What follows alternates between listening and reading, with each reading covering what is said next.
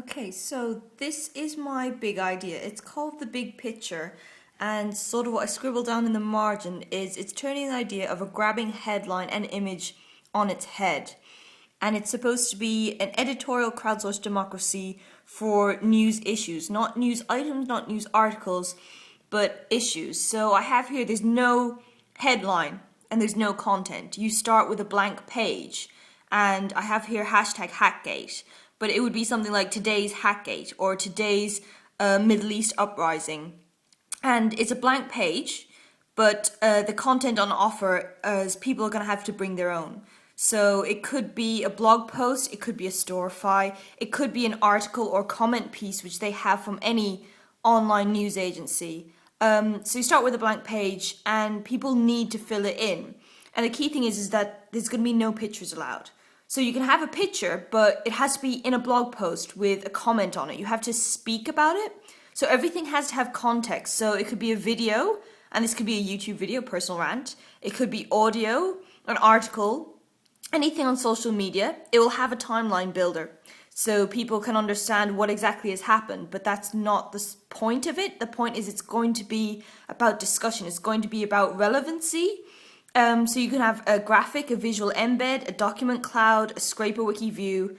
And what it is it's going to bring this sort of question time Newsnight studio guests into online. But it's going to, the difference is that with Newsnight, the reporters make packages, and that's supposed to set the scene with which people to talk about. But with this, to be a studio guest, you have to come and bring your own content. So there's going to be a bucket of content, and the audience can vote if and where it goes on. And they can also add to this bucket. So it's going to be this open, crowdsourced content, which people are going to have to decide what gets to sit on a page. So what is part of the big picture and why? So it's going to be limited to either number of stories or number of pages. There's going to be a size limit, and there's going to be a time limit for a show. And the debate is going to be done on video like Skype, or I really like Google Hangouts, because with Google Hangouts, the person who's speaking the loudest gets into the main picture. So there's going to be a ton of different videos, but only one video will come of it. And the moderator can take questions from the audience, a bit like Big Blue Button. So the central, and that video becomes the central picture. So that's why it's called The Big Picture, because there's going to be no pictures. What's going to be in the picture is this video discussion, and the discussion has to be about justifying the importance. You don't say what it is, you say why it should be included in the issue, and it's open up to individuals where they can invite friends and build, oh yeah, this is for like, if you're taking it outside of the news context, a bit like Storify, you know, develop it, build it in a newsroom, but then set it out for individuals to kind of moderate and do their own and build their own. So it's going to be sort of like Storify, studio discussion, Big Blue Button, but what's going to come out is going to be a reader that's going to navigate like today's Guardian by Phil Gifford. So this is sort of the end result. This is sort of the intermediate result of something like when Big Blue Button is being played. But this is what it's going to be to begin with. So before the show, you're going to have the big bucket. And what it is it's going to just be a submit form where you put in a URL of what you're submitting.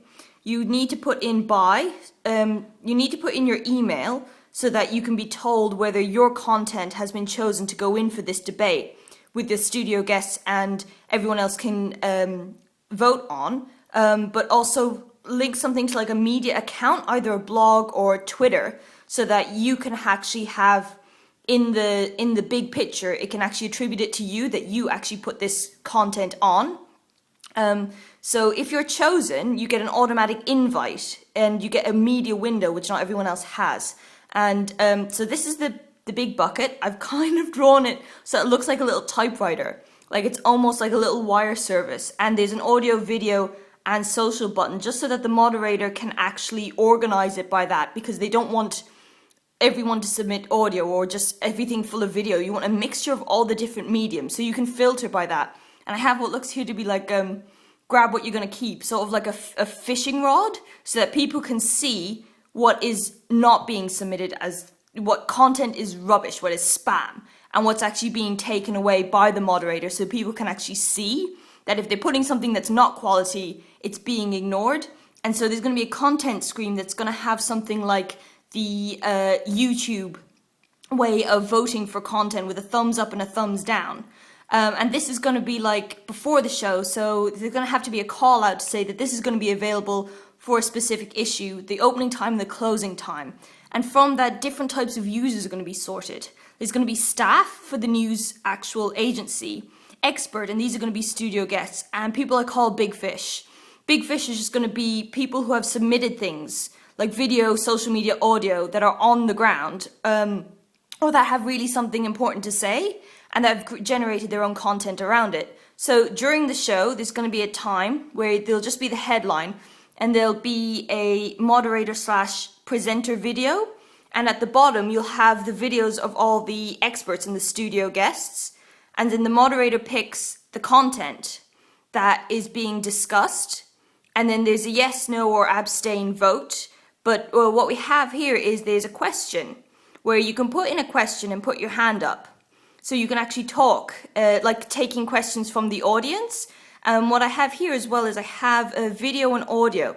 That's going to be available for the big fish, people who actually have submitted content for this, which means that they will get special invite and they'll also be able to justify why it should be there, just as like the studio guests with video and audio. And rather than a big stream of chat, you could put a question in, and only until the moderator takes it does it then disappear, and you could put another question in. Or you can clear it yourself and put a question in, and that's all you see is your own. You don't see anyone else's. So it's a bit going to be like a studio discussion. And I've also put in here the content bucket stream so that you can see a bit of what's been going on here. And certain users like staff or big fish will be also allowed to add content live during the show.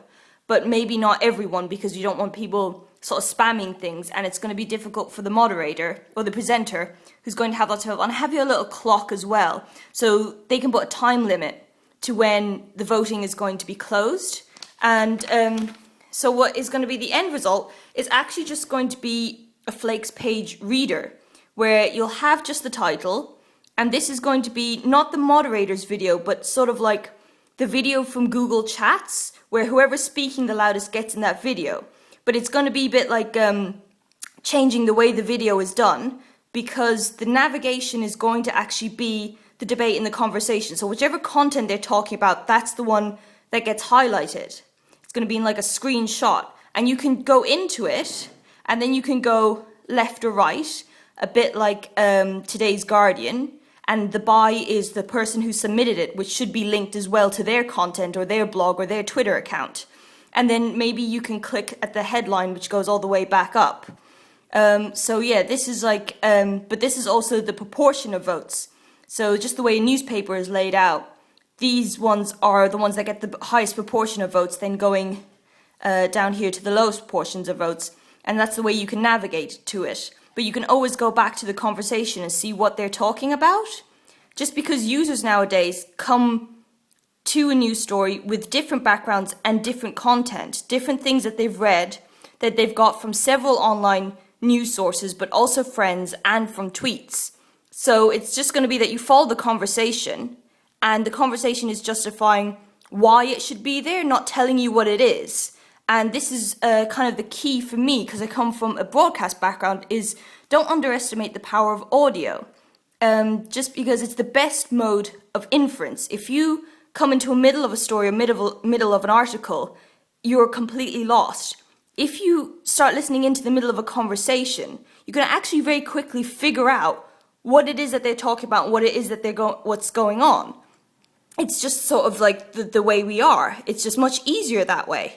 And so the whole point is that you should only go in and look at the content which you actually haven't received. And at the end of the day, it should be a discussion which has a beginning, a middle, and an end. And all it's talking about is relevancy. So you should only get whatever stories you need, you follow the conversation, and at the end of the day, you come out with this finishability. You finished it, and you know you have it. So the big pull for it, or kind of like the slogan, is the conversation is the navigation, not these clicks and links and all sorts of weird things which are unnatural. It's actually the only navigation that's going to be is the conversation, and then you can move from one to another, and then that's it. And then you comment with content. The only thing you can put on is content, and your justification is part of the navigation. This is based on the fact that, look, you can publish now. You can just put everything online on a blog. Twitter or Storify would be much better. So the best thing is, I have here, knowing its importance over its existence. You don't need to know what, you just need to know why and why it's relevant. So this is for stories that are not just happening events, not just sort of live blog events, but actually kind of issues where you want to get the big picture and not have to navigate a sea of articles with conversation interspersed. And yeah, that's the big picture.